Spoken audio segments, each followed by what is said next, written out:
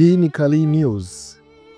Mkurugenzi mtendaji wa shirika la usambazaji umeme TANESCO, Gisima Nyamo Hanga, amefariki dunia usiku wa kuamkia leo Aprili 13, 2025 katika ajali iliyotokea wilayani Bunda mkoani Mara.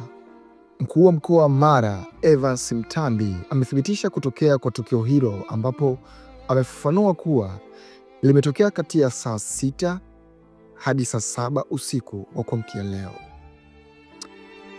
Bodi ya wakurugenzi ya shirika la umeme Tanzania TANESCO imethibitisha kifo cha aliyekuwa mkurugenzi mtendaji wa shirika hilo, ndugu mhandisi Gisima Nyamo Hanga, kilichotokea leo Jumapili Aprili 13, 2025 baada ya kupata ajali ya gari katika wilaya ya Bunda mkoani Mara.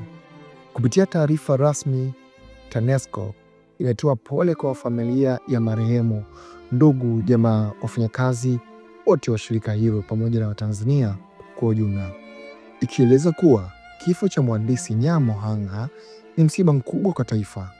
Taarifa zaidi kuhusu taratibu za mazishi na ratiba ya shughuli za maombolezo zitaendelea kutolewa kadri mipango itakavyokamilika, limeeleza shirika hilo TANESCO.